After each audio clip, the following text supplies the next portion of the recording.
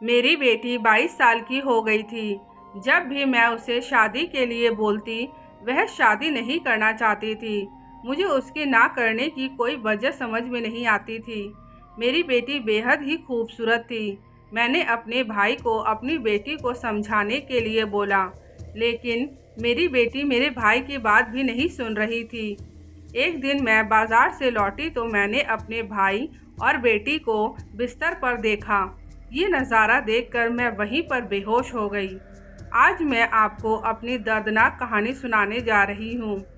कैसे मेरी बेटी और मेरे भाई ने मामा और भांजी के रिश्ते को कलंकित कर दिया। इससे पहले चैनल को सब्सक्राइब ज़रूर कर लीजिए। मेरा नाम पार्वती है। मेरी शादी एक बहुत ही गरीब परिवार में हुई थी। सास ससुर काफ़ी बूढ़े थे और पति है कि कमाना नहीं चाहता था। हमारे पास जो थोड़ी बहुत खेती थी, उसी खेती से हमारा गुजर बसर चलता था। मैंने अपने पति को बहुत बार समझाया, आप इधर उधर अपना समय व्यतीत करते हैं। अगर आप कहीं नौकरी कर लेंगे तो हमारी थोड़ी ज़िंदगी सुधर जाएगी। लेकिन मेरे पति के कान पर जूं तक नहीं रेंगती थी। मेरा पति पूरा दिन आस पड़ोस में गप्पे हाँकने में ही बिता देता था। मैं अपने पति के व्यवहार से बहुत ज़्यादा परेशान थी। मेरे मायके की स्थिति अच्छी थी। मेरे पापा पंडित थे। उस समय अभी मेरा भाई पढ़ाई कर रहा था। मेरा भाई मेरे से काफ़ी छोटा था, लेकिन मैं अपने घर की परेशानी अपने मायके में नहीं बताना चाहती थी। धीरे धीरे समय बीतने लगा, लेकिन मेरे पति के व्यवहार में कोई अंतर नहीं आया। मेरे सास ससुर भी अपने बेटे के व्यवहार से बहुत दुखी रहते थे। कुछ समय बीतने के बाद मुझे पता चला मैं माँ बनने वाली हूँ। मैंने अपने पति को बताया कि मैं माँ बनने वाली हूँ, लेकिन फिर भी मेरे पति पर कोई फर्क नहीं पड़ा। कुछ समय बाद मेरी बेटी का जन्म हुआ। जब मेरी बेटी 1 साल की थी, मेरे पति की किसी बीमारी में मृत्यु हो गई। धीरे धीरे मेरे सास ससुर भी और बूढ़े होते चले गए। एक दिन उन दोनों की भी मौत हो गई। सबके जाने के बाद मेरी ज़िंदगी में मेरी बेटी के अलावा और कोई भी नहीं था। अब मेरे मायके से मुझे मदद मिलने लगी।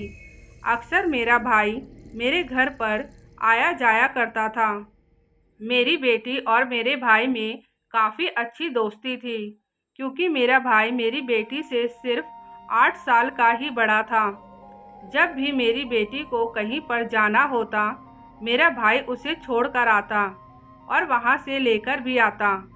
उन दोनों का रिश्ता सगे मामा और भांजी का रिश्ता था, इसलिए मैं उन दोनों की तरफ से बिल्कुल निश्चिंत थी।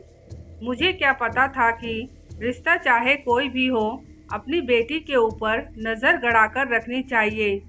अब मेरी बेटी 22 साल की हो गई थी और मेरा भाई 30 साल का हो गया था। मैं अपने भाई के लिए एक अच्छी सी लड़की देख रही थी। एक अच्छी सी लड़की देखकर मैंने अपने भाई की शादी करवा दी। मेरी भाभी बहुत ही अच्छी थी। एक दिन मैं बाजार से लौट रही थी। मैंने देखा मेरा भाई मेरी बेटी को लेकर हॉस्पिटल के अंदर जा रहा है। मैं उन दोनों से पूछने वाली थी, तुम दोनों कहाँ जा रहे हो और हॉस्पिटल के अंदर तुम्हारा क्या काम है? इतने में वह दोनों अंदर चले गए थे। मैं भी उनका पीछा करने लगी। जब मैं वहां पहुंची, मेरा भाई मेरी बेटी को एक बच्चे वाले डॉक्टर को दिखा रहा था। ये नज़ारा देखकर मेरे पैरों तले जमीन हिल गई। मेरे सर पर आसमान टूट पड़ा। मेरी बेटी की तो अभी तक शादी भी नहीं हुई है।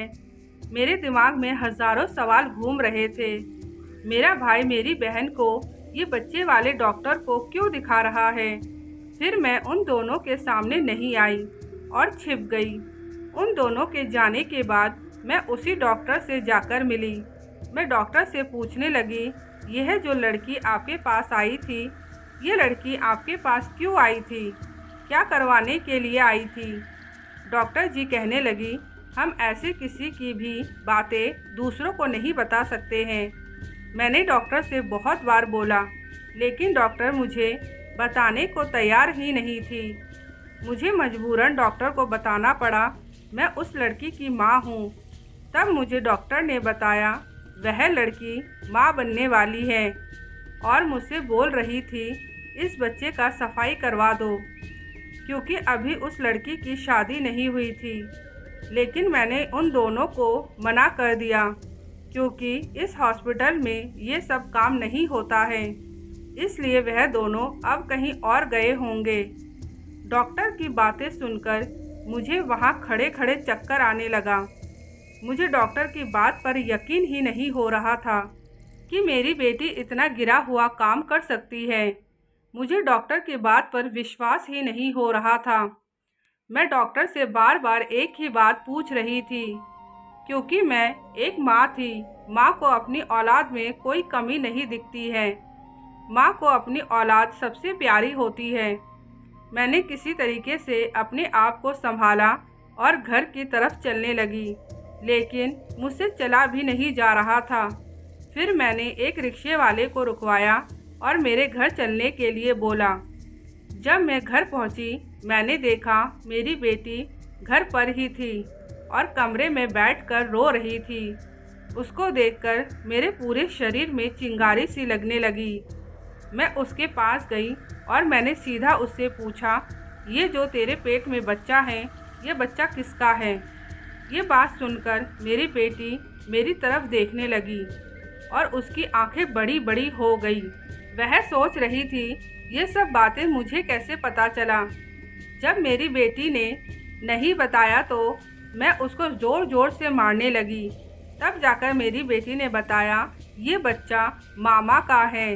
ये बात सुनकर मेरा सर घूमने लगा और मैं वहीं पर बेहोश होकर गिर गई। काफ़ी देर बाद जब मुझे होश आया, मैंने अपने आप को बिस्तर पर पाया और मेरी बेटी मेरे पास ही बैठी हुई थी। मुझे बच्चे वाली बात याद आई और मैं झट से उठकर बैठ गई और मैंने अपनी बेटी को कहा, करमजली दोबारा बता ये बच्चा किसका है? तो मेरी बेटी कहने लगी ये बच्चा मामा का है, लेकिन इसमें मामा की कोई गलती नहीं है, सारी गलती मेरी है, क्योंकि मामा तो ये रिश्ता रखना ही नहीं चाहते थे। मैं ही मामा की तरफ आकर्षित थी। जैसे जैसे मैं बड़ी हो रही थी, मामा की तरफ आकर्षित हो रही थी। मुझे कहीं पर भी जाना होता, मुझे मामा ही लेकर जाते। मुझे कुछ भी खरीदना होता या मुझे कुछ भी खाना होता, हर समय मेरे आसपास मामा ही होते थे। धीरे धीरे मैं मामा को अपनी तरफ झुकाने लगी। मैं उनसे उटपटांग मजाक करती, जिससे मुझे ये पता चला मामा को भी हम दोनों के रिश्ते पर ऐतराज़ नहीं है। फिर धीरे धीरे हम दोनों में वह सब होने लगा जो नहीं होना चाहिए था, या कह सकते हैं समाज इस रिश्ते को मंजूरी नहीं देगा। हम दोनों का रिश्ता करीब 5 साल से चल रहा है, लेकिन इस बात का हम दोनों ने कभी आपको पता नहीं लगने दिया। एक दिन मैंने मामा को मुझसे शादी करने के लिए बोला। मामा ने तुरंत मना कर दिया। मामा कहने लगे इस रिश्ते को समाज कभी मंजूरी नहीं देगा। मैं भी मामा की बात मान गई। उसके बाद आप मामा के लिए रिश्ता देखने लगे और मामा की शादी करवा दी। मामा अपनी ज़िंदगी में बहुत खुश थे, लेकिन मुझे उनकी बहुत याद आती थी। उन्होंने मेरे से सब रिश्ता तोड़ दिया था, लेकिन मैं उनके बगैर नहीं रह पा रही थी। फिर एक दिन मैंने मामा को दोबारा से अपनी तरफ झुकाने की कोशिश करी और वह झुक भी गए। आज जो मेरे पेट में बच्चा है, यह उसी का नतीजा है। मेरी बेटी की ये सब बातें सुनकर मुझे कुछ भी समझ नहीं आ रहा था मैं क्या करूं। मुझे ऐसा लग रहा था मैं अपनी बेटी को जहर देकर उसको मार दूं। मैं उसी समय बाज़ार गई और चूहे मारने वाली दवाई लेकर आई। मैंने सोच लिया था अपनी बेटी को ये दवाई खिलाकर मैं उसको मार दूंगी, लेकिन जब मैं दवाई घर लेकर आई, अपनी बेटी को मारने की मेरी हिम्मत ही नहीं हुई। शायद एक माँ अपनी बच्ची को नहीं मार सकती है। फिर मैंने सोचा हम दोनों खाकर मर जाएंगे, लेकिन मेरी बेटी ने ऐसा नहीं करने दिया और खुद खाने लगी। मैंने उसके हाथ से छीन कर फेंक दिया। उस दिन मैं बहुत रोई, फिर मैं अपनी बेटी को एक हॉस्पिटल लेकर गई और डॉक्टर को सब कुछ बता दिया। डॉक्टर ने मेरी बात मानकर मेरी बेटी का सारा काम करवा दिया। मैं जानती थी मेरी बेटी ने बहुत बड़ा पाप किया है, लेकिन मैं उसको मार नहीं सकती थी क्योंकि मैंने उसको जन्म दिया था। लेकिन उस घटना के बाद मैं अपनी बेटी को लेकर शहर चली गई। मैंने अपने गांव को छोड़ दिया और मैंने अपने मायके वाले को अपना पता भी नहीं दिया, क्योंकि अगर मेरी बेटी के मन में गलत विचार आ रहे थे तो मेरे भाई को मुझे बताना चाहिए था, लेकिन उसने ऐसा नहीं किया। उल्टा उसने उस गलत काम में उसका साथ दिया। पाप तो उसने भी किया, लेकिन समाज हमेशा लड़कियों पर ही उंगली उठाता है। अब इस बात को कई साल बीत चुके हैं। मैंने अपनी बेटी की एक अच्छा सा लड़का देखकर शादी करवा दी। मेरी बेटी अपनी शादीशुदा ज़िंदगी में बहुत खुश है। अपनी बेटी को खुश देखकर मैं भी बहुत खुश हूँ। दोस्तों, आज की कहानी आप लोगों को कैसी लगी कमेंट करके ज़रूर बताइएगा, और कहानी अच्छी लगे तो वीडियो को शेयर करना मत भूलिएगा।